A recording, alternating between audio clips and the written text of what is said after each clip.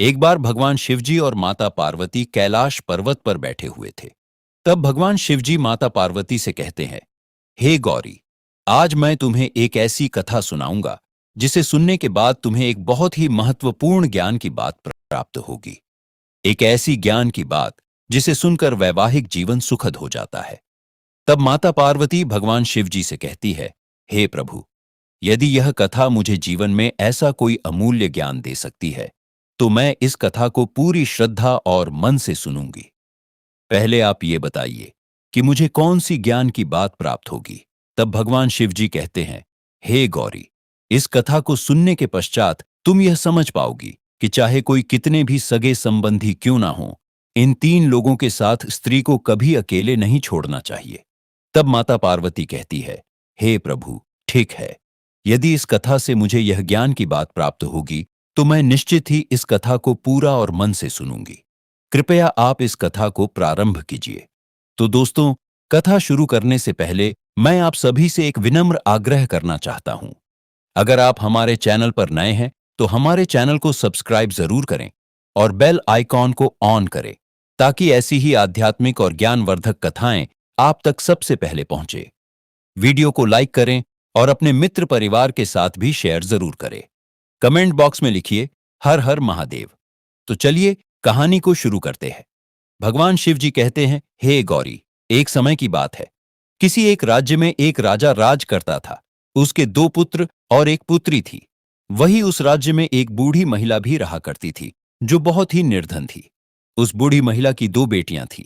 घरों में छोटे छोटे काम करके उसकी जो भी कमाई होती थी उसी से वह अपनी दोनों बेटियों का पालन पोषण करती थी। जैसे जैसे समय बीता उसकी दोनों बेटियां जवान हो गई। वही एक दिन छोटी बहन ने अपनी बड़ी बहन से कहा, दीदी, माँ को हर दिन दूसरों के घर पर काम करना होता है। वो दूसरों के घरों में काम करके हम दोनों का पालन करती है। इससे माँ को बहुत ही कष्ट सहना पड़ता है। इसलिए मैं चाहती हूँ कि मैं उनकी मदद करूं। तब बड़ी बहन कहने लगी, हाँ बहन, मदद करना तो मैं भी चाहती हूँ, लेकिन मदद कैसे करें यह समझ में नहीं आता। वही छोटी बहन कहने लगी, दीदी, मैं तुम्हें एक राज की बात बताती हूँ कि मुझको फूलों का पेड़ बनना आता है। इसलिए मैं फूलों का पेड़ बन जाऊंगी और फिर तुम उसमें से फूल तोड़कर टोकरी भर लेना। और फिर बाद में हम उन फूलों को बेचकर हम पैसा कमा लेंगे, जिससे हमारी माँ की मदद हो जाएगी। वही छोटी बहन की बात सुनकर बड़ी बहन को आश्चर्य हुआ। वो कहने लगी कि पहले तू मुझे यह बात बता कि तू फूलों का पेड़ कैसे बन जाती है। तब छोटी बहन कहने लगी, दीदी, ये सारी बात मैं तुम्हें बाद में बताऊंगी। सबसे पहले तुम एक काम करो, पूरे घर की सफाई करो, झाड़ू पोछा लगाओ। फिर तुम स्नान कर लो और स्नान करने के बाद कुएं से 2 घड़े पानी भर कर लाओ। लेकिन ध्यान रखना, अपने नाखूनों से उन घड़ों के पानी को मत छूना। बड़ी बहन ने छोटी बहन की हर बात को ध्यान से सुना। उसने पहले पूरे घर की अच्छे से सफाई की, फिर स्नान किया और फिर कुएं से 2 घड़े पानी भरकर ले आई। वहीं उनके घर के सामने एक बहुत बड़ा पेड़ था। फिर बड़ी बहन ने उस पेड़ के नीचे की जगह को भी साफ सुथरा कर दिया। इसके बाद छोटी बहन ने बड़ी बहन से कहा, दीदी, अब मैं इस पेड़ के नीचे बैठकर माता लक्ष्मी का ध्यान करूंगी। तुम ऐसा करना, इस घड़े का पानी मेरे शरीर पर उड़ेल देना। जैसे ही घड़े का पानी मेरे ऊपर गिरेगा, मैं एक फूलों के सुंदर पेड़ में बदल जाऊंगी। फिर तुम जितने चाहो उतने फूल तोड़ लेना, मगर एक बात का ध्यान रखना, न तो पेड़ की कोई डाली तोड़ना और ना ही पत्ते तोड़ना। तुम्हें केवल पेड़ से फूल चुनने हैं। फूल तोड़ने के बाद तुम टोकरी भर लेना। जब टोकरी फूलों से भर जाए तब तुम दूसरे घड़े का पानी उस फूलों के पेड़ पर उड़ेल देना। जैसे ही फूलों के पेड़ पर दूसरे घड़े का पानी गिरेगा, मैं फिर से मनुष्य रूप में वापस लौट आऊंगी। भगवान शिव कहानी सुनाते हुए आगे कहते हैं, हे गौरी, इस तरह छोटी बहन ने बड़ी बहन को सब कुछ समझा दिया और फिर पेड़ के नीचे बैठकर ध्यान करने लगी। फिर बड़ी बहन ने छोटी बहन के ऊपर पानी डाला। जैसे ही पानी उसके ऊपर गिरा, छोटी बहन चमत्कारिक रूप से एक सुंदर फूलों के पेड़ में बदल गई। फिर बड़ी बहन ने उस फूलों के पेड़ से बिना उसे कोई नुकसान पहुंचाए ढेर सारे फूल तोड़े और 2 टोकरियां फूलों से भर दी। इसके बाद उसने दूसरे घड़े का पानी उस फूलों के पेड़ पर उड़ेल दिया।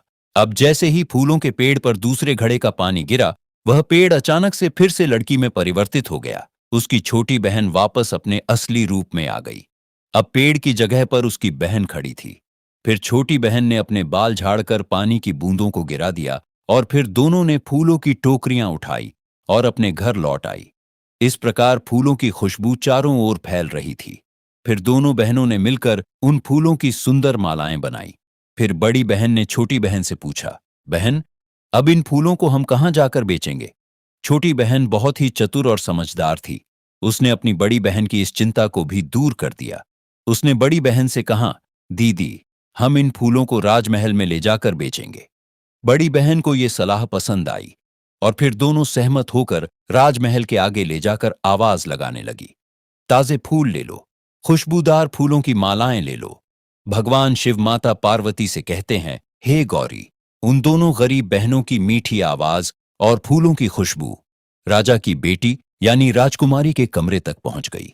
तब राजकुमारी ने तुरंत अपनी मां को बुलाकर कहा, मां, बाहर कोई फूल बेच रही है, उसकी खुशबू यहां तक पहुंच रही है, आप उनसे फूल खरीद लो।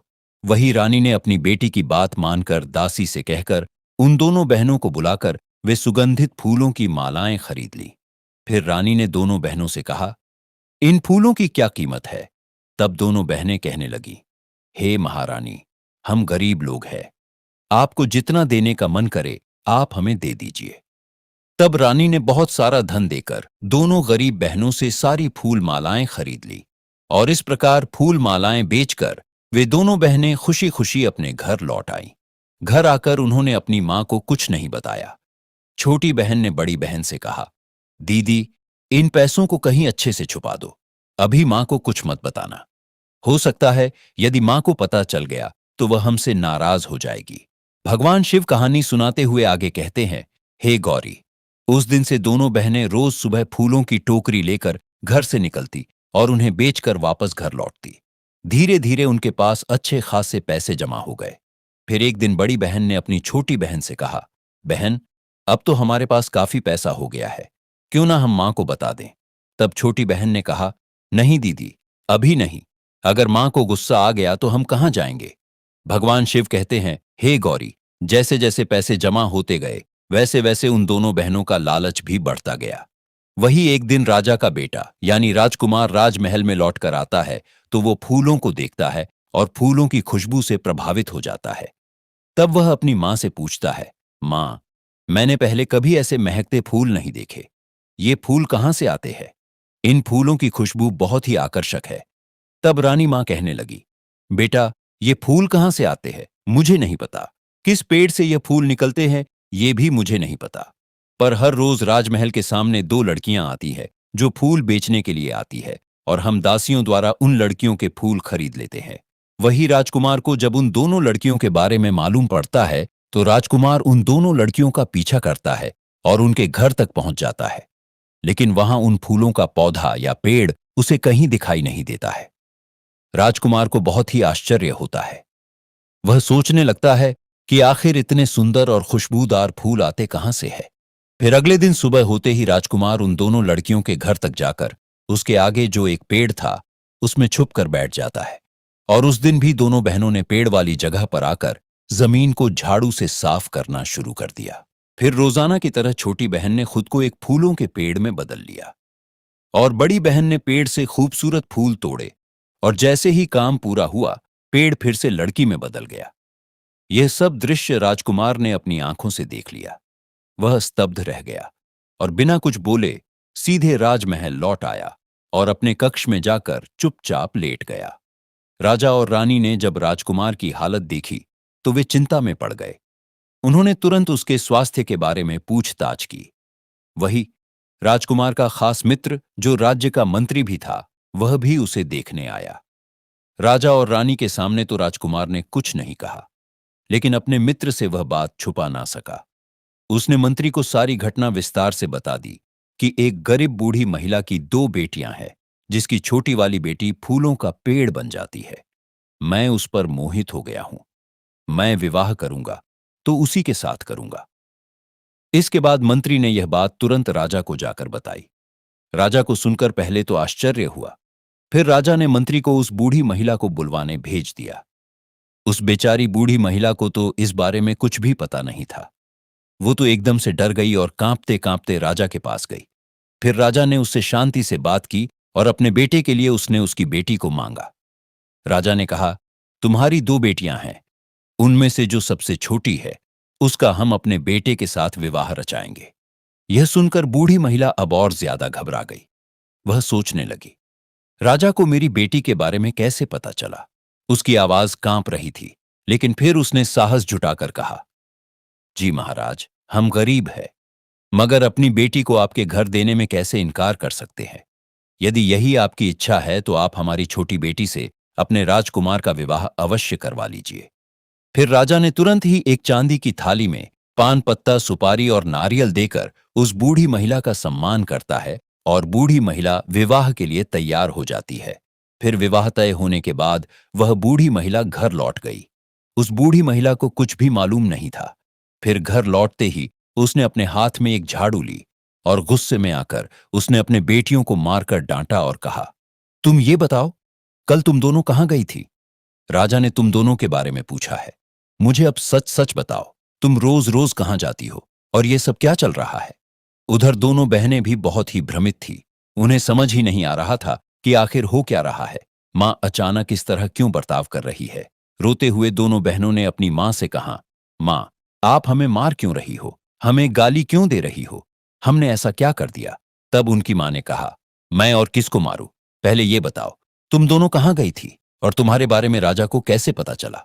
फिर घबराई हुई लड़कियों ने अपनी मां के सामने सारा राज खोल दिया। उन्होंने मन में सोचा, जब मां को पैसों वाली बात पता चलेगी तो वो खुश हो जाएगी। यही सोचकर उन्होंने अपनी सारी जमा पूंजी मां के सामने रख दी। मगर उनकी मां शांत नहीं हुई, बल्कि और भी भड़क गई। उसने पूछा, घर में मेरे रहते हुए तुमने ये सब कैसे और क्यों किया? यह सब सुनकर तो ऐसा लगता है जैसे तुम कोई कहानी सुना रहे हो। ये मैंने सिर्फ कहानियों में सुना था कि कोई इंसान फूलों का पेड़ बन सकता है, पर मुझे इस बात पर भरोसा नहीं है। अगर तुम सच कह रही हो तो मेरे सामने अभी फूलों का पेड़ बनकर दिखाओ, तभी मैं मानूंगी, वरना मैं यही समझूंगी कि तुम कहीं छुपकर कुछ और काम करती हो। इतना कहकर उनकी मां फिर से गुस्से में आकर चिल्लाते हुए उनको मारने लगी। वही अपनी मां को शांत करने की कोशिश में छोटी बेटी कहने लगी, ठीक है मां, अगर आप यही चाहती हो तो मैं अभी तुम्हारे सामने पेड़ बनकर दिखा देती हूं। भगवान शिव आगे कहते हैं, हे गौरी। फिर छोटी बेटी अपनी मां का संदेह दूर करने के लिए उसकी आंखों के सामने एक बार फिर से फूलों का पेड़ बन जाती है। अब उनकी मां को यकीन हो जाता है कि उसकी दोनों बेटियां चरित्रवान हैं। भगवान शिव कहते हैं, हे गौरी, अब मामला साफ हो चुका था। जल्द ही शुभ मुहूर्त निकाला गया और विवाह का मंडप सजाया गया। फिर छोटी बेटी का राजकुमार के साथ विवाह संपन्न हो गया। विवाह होने के बाद में विवाह में जितने भी रिश्तेदार और मेहमान आए थे, वो सभी राजकुमार और उसकी पत्नी को एकांत का स्थान देकर वहां से चले गए। वही राजकुमार 2 दिनों तक अपनी नवविवाहिता पत्नी से एक शब्द भी नहीं बोला और वह चुपचाप अकेले बैठा रहा, क्योंकि राजकुमार चाहता था कि उसकी पत्नी उससे पहले बातचीत शुरू करे। लेकिन उधर वह लड़की भी यही चाहती थी कि उसके पति यानी राजकुमार पहले कुछ बोले, पहले बातचीत शुरू करे। इस असमंजस में 3 दिन बीत गए। कोई भी पहले बोलने को तैयार नहीं था। फिर तीसरे दिन रात को लड़की को चिंता हुई कि मेरे पति मुझसे बात ही नहीं कर रहे हैं। अगर मेरे पति मुझसे बात ही नहीं करना चाहते तो फिर उन्होंने मुझसे विवाह ही क्यों किया? जब उसका संयम टूट गया और उसे रोका नहीं गया तो उसने अपने पति से पूछ ही लिया, आपने किस खुशी में मुझसे विवाह किया जब आप मुझसे 2 शब्द भी नहीं बोलना चाहते? वही राजकुमार कहने लगा, मैं भी तो यही चाहता था कि पहले तुम मुझसे बातचीत करो, पहले तुम अपना मुंह खोलो। यदि तुम मेरी बात मानकर काम करोगी तो ही मैं तुमसे बात करूंगा। तो वह लड़की कहने लगी कि आपसे किसने कहा कि मैं आपकी बात नहीं मानूंगी? आप मेरे पति हैं, आप मुझसे जो कहेंगे मैं वो करूंगी। आप कहिए, आप क्या चाहते हैं? मुझे आपके लिए क्या करना है? तब राजकुमार कहने लगा, क्या तुम नहीं जानती कि फूलों वाला पेड़ कैसे बनना है? मैं भी देखना चाहता हूं कि तुम फूलों का पेड़ कैसे बनती हो। और जब तुम फूलों का पेड़ बनोगी तो मैं उसके फूल तोड़कर एकत्रित करूंगा और फिर उन फूलों पर लेटूंगा और फूलों की चादर बनाकर सोऊंगा। और यदि ऐसा होगा तो वो पल मुझे कितना खुशी देने वाला होगा। क्या तुम मेरे लिए ये कर सकती हो? तब वह लड़की चौंक कर कहने लगी, मैं और फूलों का पेड़, आप ये क्या कह रहे हैं? मैं कोई देवता नहीं, मैं भी औरों की तरह एक सामान्य लड़की हूं। क्या इंसान कभी पेड़ बन सकता है? आपसे किसने कहा कि मैं एक फूलों वाला पेड़ बन जाती हूं? तब राजकुमार कहने लगा, इस तरह झूठ बोलकर धोखा देना मुझे बिल्कुल पसंद नहीं है। उस दिन मैंने खुद अपनी आंखों से देखा था, तुम एक सुंदर पेड़ में बदल गई थी। अगर तुम मेरे लिए फूलों का पेड़ नहीं बनोगी तो फिर किसके लिए बनोगी? वही अपने पति की बात को मानकर लड़की ने अपने आंचल से अपने आंसू पोंछे और फिर कहा, प्रियतम, आप गुस्सा ना हो। अगर आप इतना जोर दे रहे हैं तो मैं आपके लिए जरूर फूलों का पेड़ बनूंगी। आप जो चाहेंगे मैं वैसा ही करूंगी। यदि आप सच में मुझे फूलों के पेड़ के रूप में देखना चाहते हैं तो 2 मटकों में पानी भर लाइए। फिर राजकुमार तुरंत 2 घड़े पानी लेकर आ गया। इसके बाद राजकुमार ने यह सुनिश्चित किया कि कोई देख ना सके। उसने कमरे के सारे दरवाजे और खिड़कियां बंद कर दिए। वही लड़की ने राजकुमार से कहा, प्रियतम, जब मैं फूलों का पेड़ बन जाऊंगी तब आप जितने चाहें फूल छून लेना। लेकिन एक बात का ध्यान रखना, किसी भी हालत में पेड़ की किसी भी डाली को मत तोड़ना और ना ही कोई पत्ता तोड़ना। और जब आप फूलों को चुन लो तो दूसरे घड़े का पानी मुझ पर उड़ेल देना, ताकि मैं वापस अपने असली रूप में लौट सकूं। फिर राजकुमार को समझाने के बाद वो लड़की कमरे में ध्यान लगाकर बैठ गई। लड़की के ध्यान मग्न होने के बाद राजकुमार ने ठीक समय पर पहले घड़े का जल उसके ऊपर उड़ेल दिया। घड़े का पानी डालते ही वो लड़की फूलों के पेड़ में बदल गई। पूरे कमरे में फूलों की सुगंध फैल गई। इसके बाद राजकुमार ने बहुत सारे फूलों को चुन लिया और फिर उसने दूसरे घड़े का पानी उस पेड़ पर उड़ेल दिया। जैसे ही दूसरे घड़े का पानी उस पेड़ पर पड़ा, वह लड़की फिर से अपने मानवीय रूप में लौट आई। उसने अपने बिखरे हुए बालों को ठीक किया और चुपचाप खड़ी हो गई। इस प्रकार राजकुमार फूल फैलाकर उस पर लेट गया। फिर कुछ दिनों तक दोनों के बीच में यही चलता रहा। राजकुमार रोजाना सुबह मुरझाए हुए फूलों को खिड़की से बाहर फेंकता रहा।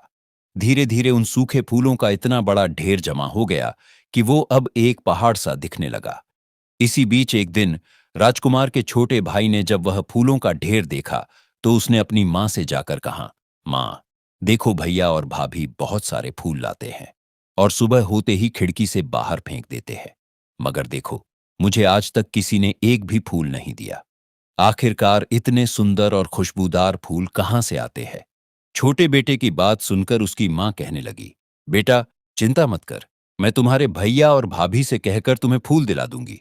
भगवान शिव जी कहानी सुनाते हुए आगे कहते हैं, हे गौरी, एक दिन की बात है।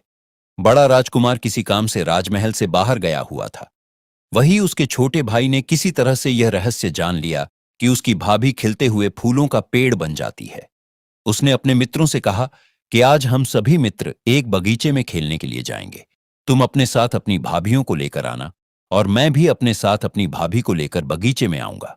सभी मिलकर एक साथ खेलेंगे, क्योंकि मेरी भाभी खिलते हुए फूलों का पेड़ बन जाती है।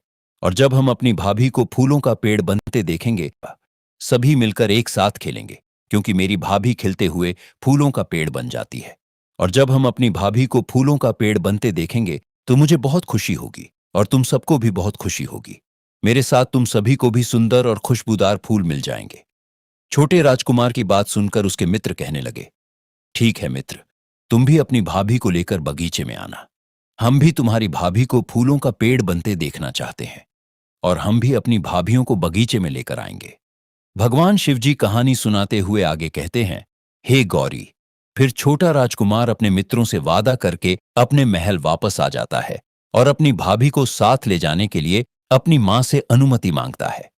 अपने छोटे बेटे की बात को सुनकर मां ने उससे कहा, बेटा, यदि तुम अपनी भाभी को अपने साथ बगीचे में लेकर जाना चाहते हो तो ठीक है, मैं तुम्हारे भाई से बात करती हूं।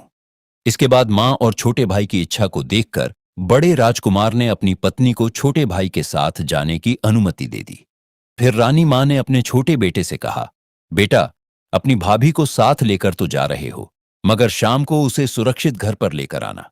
वही छोटा राजकुमार अपनी मां को वचन देता है और अपनी भाभी को लेकर एक बगीचे में पहुंच जाता है।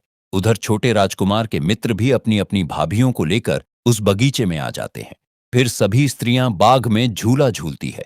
इसी बीच छोटे राजकुमार के मन में खोट आ जाती है। फिर वो अपनी भाभी की ओर देखकर भाभी से कहता है, भाभी, आपके बालों में जो गजरा सजा है वो कितना सुंदर लग रहा है, और मेरे मित्रों की भाभियों के बालों पर गजरा नहीं है। इसलिए मैं चाहता हूं कि आप खिलते हुए फूलों का पेड़ बन जाओ, क्योंकि मैं आपके अंदर का राज जानता हूं कि आप खिलते हुए फूलों का पेड़ बन जाती हो।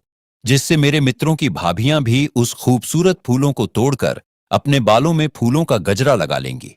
अपने देवर की बात सुनकर भाभी एकदम से चौंक जाती है। वह अपने देवर से कहने लगी, तुम ये क्या बकवास कर रहे हो? तुमसे किसने कहा कि मैं फूलों का पेड़ बन जाती हूं? मैं भी तुम्हारी तरह एक इंसान हूं। पागलों जैसी बातें मत करो। वो गुस्से में कहती है, मुझे आज तुम्हारे साथ यहां आना ही नहीं चाहिए था। लेकिन देवर अपनी जिद पर अड़ा रहता है। वो कहता है, भाभी, मुझे मालूम है आप केवल भैया के लिए ही फूलों का पेड़ बन जाओगी, मेरे लिए नहीं। अपने देवर के मुंह से ऐसी बात सुनकर राजकुमारी को ठीक नहीं लगा और वह फूलों का पेड़ बनने के लिए तैयार हो जाती है। फिर राजकुमारी 2 घड़ा पानी मंगवाती है और छोटे राजकुमार को सावधान करते हुए अपने ऊपर पानी डालने का सारा काम बताती है। इसके बाद राजकुमारी ध्यान लगाने के लिए बैठ जाती है। राजकुमार अपनी भाभी के ऊपर मोहित हो जाता है और एक घड़ा पानी उसके ऊपर उड़ेल देता है। तभी राजकुमारी अधूरा पेड़ बन जाती है, क्योंकि राजकुमार ने ठीक ढंग से पानी नहीं डाला। इसके बाद छोटा राजकुमार अपनी भाभी से कहता है, मैं दूसरे घड़े का पानी तभी डालूंगा जब तुम मेरे साथ विवाह करोगी। मैं तुमसे प्रेम करने लगा हूं। देवर की बात सुनकर राजकुमारी कहती है, शर्म नहीं आती तुम्हें? मैं एक चरित्रवान स्त्री हूं। मैं तुम्हारे बड़े भाई की पत्नी हूं। तुम्हारी हिम्मत कैसे हुई जो तुम अपने भाई की पत्नी से छल करते हो? भगवान शिव माता पार्वती से कहते हैं, हे गौरी। तब तक शाम हो चुकी थी। बिजली चमकने लगी और आसमान से मूसलधार बारिश होने लगी। बारिश शुरू होते ही राजकुमार के मित्रों की भाभियों ने फूल तोड़ने शुरू कर दिए और फूलों के साथ वह पेड़ की पत्तियां भी तोड़ने लगी। यह देखकर छोटे राजकुमार ने पेड़ और टहनियां तोड़ने से मना भी नहीं किया, क्योंकि वह अपनी भाभी से नाराज हो गया था। वह अपने मोह और क्रोध में अंधा हो चुका था। बारिश जब तेज होने लगी तो छोटे राजकुमार ने अपनी भाभी के ऊपर उल्टा सीधा घड़े का जल डालकर अपने मित्रों के साथ महल लौट आया। उधर राजकुमारी इंसान तो बनी, मगर इंसान का आकार नहीं रहा, क्योंकि पेड़ की पत्तियां और डाल टूटने से उसके हाथ पैर भी नहीं थे। शरीर पर घाव थे। बारिश के पानी में बहते हुए किसी तरह नाले में राजकुमारी का अधूरा शरीर गिर पड़ा, क्योंकि पानी तेजी से बह रहा था और राजकुमारी की बचने की कोई उम्मीद नहीं थी। इस प्रकार एक एक चौड़े पत्थर से टकराकर राजकुमारी का शरीर बहना रुक गया और वो बच गई। वही अगले दिन सुबह उधर से कपास की 7-8 गाड़ियां गुजर रही थी, तो उन गाड़ी वालों को नाले में गिरे आधे से मनुष्य की आकृति से आवाज सुनाई पड़ी। तभी पहले गाड़ी वाले ने दूसरे गाड़ी वाले से कहा, देखो, पता लगाओ उस नाले में से कैसी आवाज आ रही है। तब दूसरे गाड़ी वाले ने कहा, यहां तो कोई दिखाई नहीं दे रहा, हो सकता है कोई बेताल हो। वही जब पहला गाड़ी वाला दूसरे गाड़ी वाले की बातों से सहमत नहीं हुआ, तो वह स्वयं गाड़ी से उतरकर नीचे आया, तो क्या देखता है कि एक स्त्री जिसका आधा शरीर है, उसके हाथ पैर नहीं है, शरीर पर घाव लगे हुए है और अपने बचाव के लिए वो आवाज लगा रही है। तब पहले गाड़ी वाले ने लड़की से कहा, आपको क्या परेशानी है? आपका यह शरीर कैसा है? तब उस राजकुमारी ने उस गाड़ी वाले को अपनी सारी बीती बताई और कहा, यदि भाई तुम एक घड़े में पानी भरकर मेरे ऊपर डाल दो तो मेरा शरीर ठीक हो जाएगा। उस आदमी को उस पर तरस आ गया और फिर वो एक घड़े में पानी ले आया। फिर वो राजकुमारी ध्यान लगाकर बैठ गई और फिर उस आदमी ने उस पर एक घड़ा पानी डाल दिया। एक घड़ा पानी राजकुमारी पर डालने से वह पेड़ बन गई, पर पेड़ की शाखाएं टूट चुकी थीं। वहीं उसने बड़ी सावधानी से उन्हें समझाया। फिर उसने धीरे से दूसरे घड़े का पानी उस पर डाल दिया और जैसे ही दूसरे घड़े का पानी राजकुमारी पर पड़ा, वैसे ही वो एकदम से राजकुमारी बन गई और अपने वास्तविक रूप में आ गई। फिर वो एकदम से खड़ी होकर अपने बालों पर लगे पानी की बूंदें झाड़ने लगी। फिर राजकुमारी बनने के बाद गाड़ी वालों ने कहा, चलो, हम तुम्हें घर पर छोड़ देते हैं। भगवान शिव माता पार्वती से कहते हैं, हे गौरी। उस राजकुमारी को गाड़ी वालों से बात करते हुए बड़े राजकुमार के मित्रों ने देख लिया, तो उन्होंने बड़े राजकुमार से जाकर कहा, तुम अपनी जिस पत्नी को ढूंढ रहे हो वह पराये पुरुषों से बात कर रही है। हमने अपनी आंखों से देखा है। अपने मित्रों की बात सुनकर बड़े राजकुमार को गुस्सा आ गया। उसने कहा, अब मैं समझा, कल ये मेरे भाई के साथ गई थी और उसे चकमा देकर चरित्रहीनता कर रही है। अब मैं अपने जीवन से इसका त्याग करता हूं। और ऐसा वचन लेकर बड़ा राजकुमार शहर में निकल जाता है। वही एक स्थान पर राजकुमारी की नजर उसके पति यानी बड़े राजकुमार पर पड़ती है। वह गाड़ी से उतरकर अपने पति के चरणों को स्पर्श करती है। तब राजकुमार अपनी पत्नी को खरी खोटी सुनाता है और अपने जीवन से त्याग देने की बात बताता है। तब राजकुमारी भगवान विष्णु जी का ध्यान लगाती है और कहती है, हे प्रभु, आपके अलावा अब मेरे पवित्रता का प्रमाण देने वाला कोई दूसरा नहीं है। क्योंकि राजकुमारी एक पतिव्रता स्त्री थी, इसलिए तुरंत ही भगवान विष्णु जी एक साधु के रूप में प्रकट होते हैं और राजकुमार से कहते हैं, बेटा, तुम्हारी पत्नी जिस पर तुम दोष लगा रहे हो वह एक पतिव्रता स्त्री है, चरित्रवान स्त्री है। फिर साधु रूपी भगवान विष्णु जी ने राजकुमारी से कहा, बेटी, तुम अपने पति को सारी घटना के बारे में बताओ। साधु के कहने पर राजकुमारी ने अपने पति राजकुमार को सारी बात बताई। जब राजकुमार को सारी बात पता लगती है तो वो अपनी गलती पर पछतावा करता है और अपनी पत्नी को गले से लगाता है। तब राजकुमार साधु रूपी भगवान विष्णु से कहता है, हे गुरुवर, जीवन में ऐसा दिन दोबारा देखने को ना मिले, इसके लिए मुझे क्या करना चाहिए?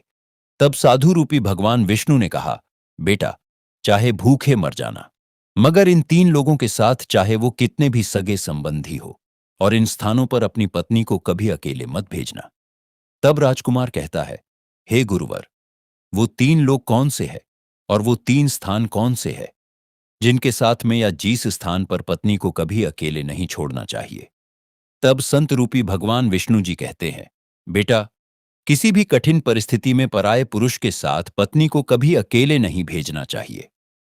चाहे वो कोई भी हो, चाहे आपका संबंधी हो, दोस्त हो या भाई हो, पति को चाहिए कि वो अपनी पत्नी के साथ हमेशा खड़ा रहे। चाहे कुछ भी हो जाए, उसे कभी अकेला नहीं छोड़ना चाहिए। चाहे कितनी भी कठिन परिस्थिति हो, हमेशा पति को अपनी पत्नी के साथ ही रहना चाहिए। नंबर 2, अगर आपकी पत्नी निर्दोष है, फिर भी लोग उस पर दाग लगा रहे हों, तो आपको अपनी पत्नी के साथ हमेशा खड़े रहना चाहिए। उस समय उसको अकेला नहीं छोड़ना चाहिए। आपको उस समय अपनी पत्नी को बोलना चाहिए कि तुम चिंता मत करो, मैं तुम्हारे साथ हूं। मगर बेटा, तुमने इसका उल्टा किया। तुम्हारी पत्नी पर लोगों ने झूठा दोष लगाया। तुमने उनकी झूठी बात मानकर अपनी पत्नी का त्याग करने का वचन लिया। यदि तुम्हें मालूम है कि तुम्हारी पत्नी निर्दोष है, वो एक चरित्रवान और पतिव्रता स्त्री है, तो तुम्हें ऐसी कठिन परिस्थिति में अपनी पत्नी के साथ खड़े होना चाहिए और कहना चाहिए कि दुनिया चाहे कुछ भी कहे, मुझे तुम पर पूरा विश्वास है कि तुम अपने स्थान पर चरित्रवान हो। मैं तुम्हारे साथ हूं, जिसे जो बोलना है बोलने दो, तुम चिंता मत करो।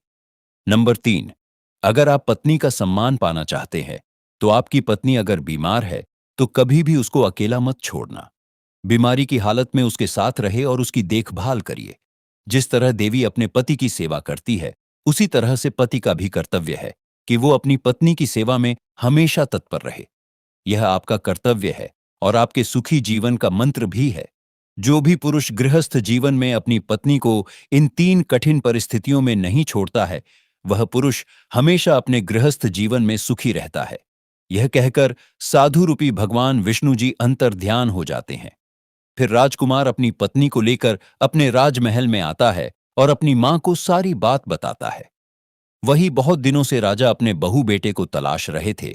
उनके लौटने से राजा भी बहुत खुश हो जाते हैं और दोनों के साथ घटी घटना से कुपित होकर राजा अपने छोटे बेटे को दंड देते हैं।